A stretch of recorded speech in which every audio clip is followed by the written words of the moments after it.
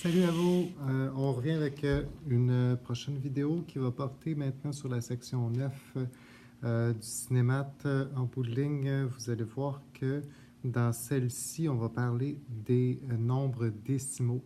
Donc, la notation décimale, en fait, c'est pareil comme avec le système de numération, sauf qu'on va y ajouter une partie qui va se trouver après la virgule. Donc, c'est pour euh, séparer en une plus petite partie le nombre pour obtenir une plus grande précision.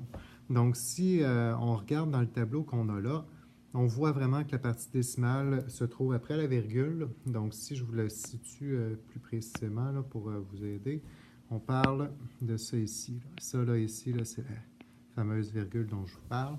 Donc, de toute façon, ça ne change pas comparativement à ce que vous avez vu l'an passé parce que ça a déjà été vu. Puis c'est exactement le même concept qu'on réutilise, même qu'on y ajoute rien du tout. Donc c'est une belle chance de pouvoir se reprendre ici.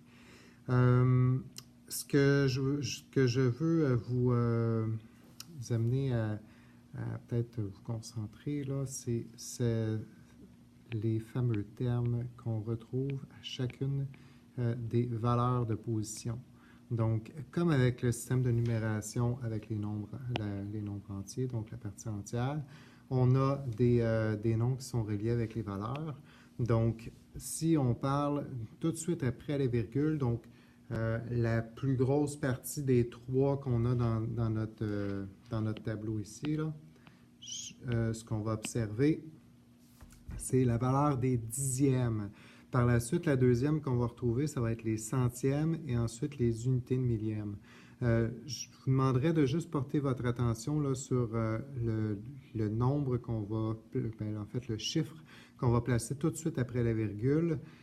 Donc, à ce moment-là, puisqu'il est situé tout de suite après, on va être dans les dixièmes. Mais si, mettons, j'ai encore seulement qu'une petite valeur pour les centièmes, je vais avoir le chiffre placé à côté d'un zéro. Donc, ça va être virgule, zéro, puis ensuite le chiffre. Donc, ici, comme dans l'exemple, c'est 0,01, mais ça aurait pu être 0,06.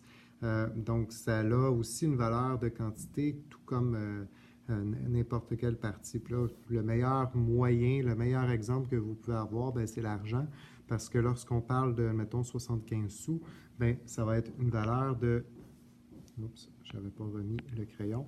Donc, ça va être une valeur de 0,75 parce que ça nous prend 100 sous pour obtenir 1 dollar.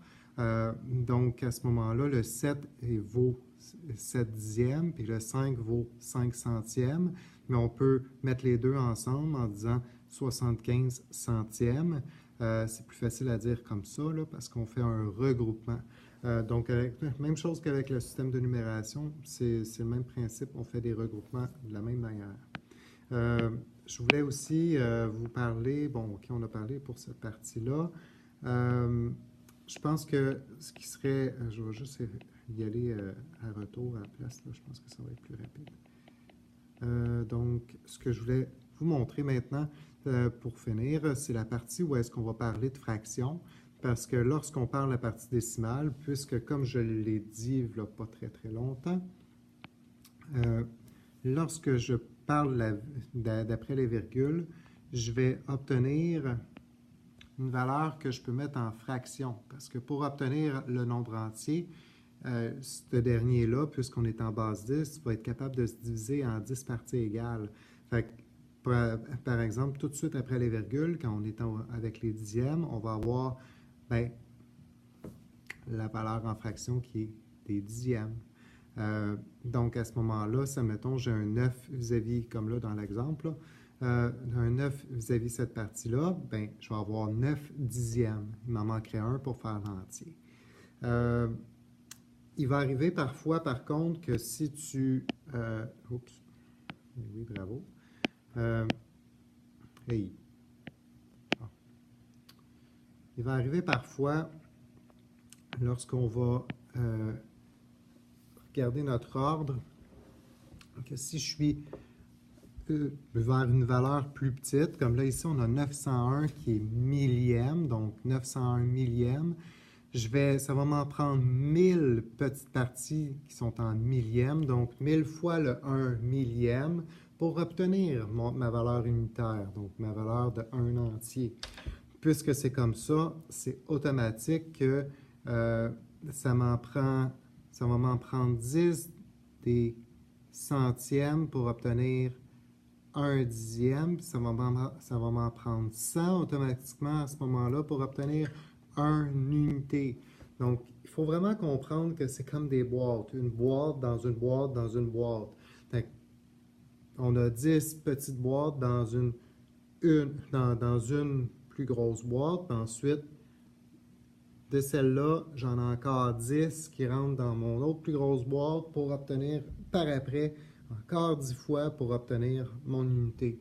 Donc, c'est pour ça qu'on a vraiment 1000, 100 et 10, puis que tu pourrais faire x 10 à chaque fois pour, faire diviser par 10 pour obtenir 10 fois plus petit à chaque fois. En fait, non, c'est x 10 pour obtenir la plus grosse quantité que tu as besoin, là. L'idée, c'est important de garder les valeurs de dixième, centième et millième. Ça, je tiens juste à le mentionner et à le rementionner encore, c'est super important. Fait que ça compléterait de ce côté-là. Puis, on va s'en servir dans des situations concrètes, comme vous avez la masse, par exemple, où est-ce que là, c'est super important. Les valeurs les unités de mesure, lorsque tu mesures quelque chose en longueur. Sur une règle, là, imagine, là, c'est gradué, là, tu as le centimètre, mais à l'intérieur du centimètre, tu as des millimètres, donc 10 fois plus petit. Donc, c'est toujours avec la base 10, fait qu'à ce moment-là, la correspondance de l'un à l'autre est assez facile. Il y a l'argent que là, on est tout le temps en valeur de centième lorsqu'on est avec les sous, pas avec les dollars, donc la valeur entière, là, 1 dollar, 2 dollars, etc. Mais pour la partie décimale, c'est tout le temps en centièmes. Fait qu'il y a ça qu'il fallait que soit nommé, puis je vais juste me débarrasser de cette page-là parce que je veux vous en montrer une autre qui était toujours à l'intérieur. En fait, elle est divisée en deux, donc c'est pas sur la même page, vous allez voir, là. Donc, on vous parle de comparaison de nombres décimaux. Et la façon que moi, je montre cette partie-là, c'est de vous donner la stratégie de toujours faire, pour être sûr de ne pas vous tromper, là, vous mettez la valeur, comme là, dans l'exemple, on a 14,6. Bien, cette valeur-là, pour la comparer avec mon 14,372 millième, donc en haut, on avait 14 et 6 dixièmes, puis en bas, on a 14 et 372 millièmes, puisque c'est comme ça. Je peux transférer le nombre où est-ce que j'ai pas exactement le même nombre de chiffres après ma virgule de la même manière. Et la façon qu'on fait, c'est en ajoutant les zéros qui manquent. Pas avant, mais après seulement. Donc, on peut rajouter le nombre de zéros qu'on a besoin tout le temps, après, à l'infini. Ça ne change pas la valeur, mais ça m'aide à me situer. Puis c'est la même chose en avant. Hein? Je pourrais rajouter des zéros comme que je voudrais à l'infini. Par contre, ici, ça ne me sert à rien. Pourquoi je le ferais? Donc, c'est le même qu'il faut que vous le pensiez. Et là, regardez, j'ai enlevé les zéros, je n'ai pas besoin. J'en garde 2. Pourquoi? Pour obtenir exactement, là, puis là, je vais changer de couleur pour vous le montrer.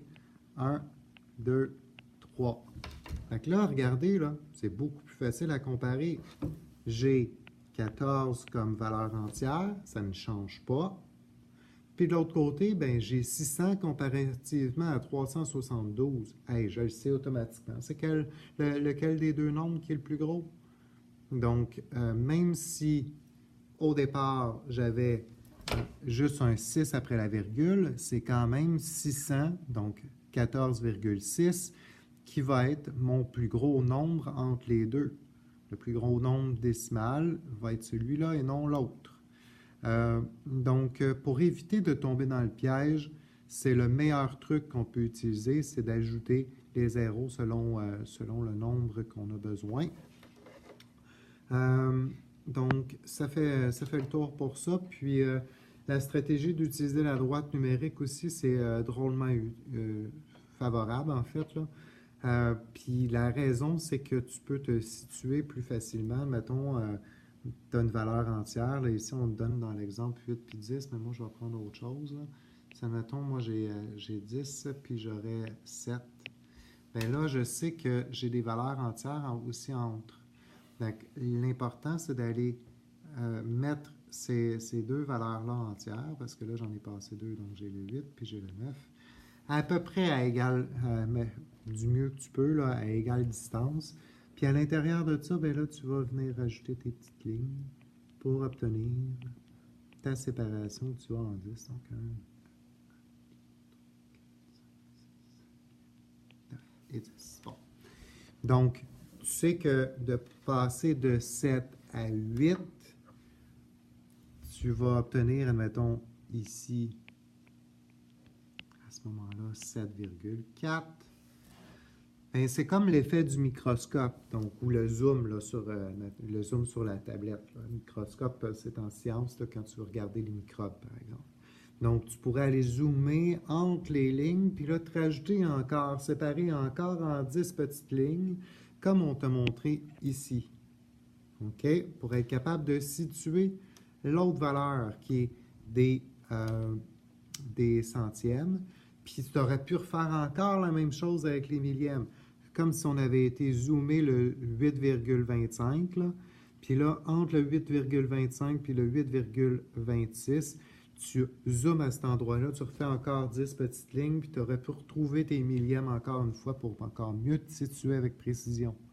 Donc, je trouve ça fort intéressant de vous le présenter comme ça, parce que je pense que c'est la manière la plus concrète de comprendre ce qu'il y en est. Donc, pour moi, ça met fin pour la partie sur les nombres décimaux. Puis, oups, je me suis trompé de truc. Donc, je pense que ça semble avoir été clair. Il y a juste la petite partie là, lorsque j'ai parlé des fractions. Là, je sais que ce n'est pas nécessairement évident. Je pense qu'il y en a certains d'entre vous qui allaient avoir besoin qu'on revienne avec du matériel concret, peut-être, là. Ou peut-être avec des schémas et des dessins.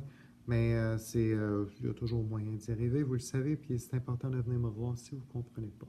C'est plus qu'important. Fait que ça fait le tour, puis j'espère que tout va bien avec ça, puis qu'on va bien se débrouiller. Je vous souhaite une belle fin de journée.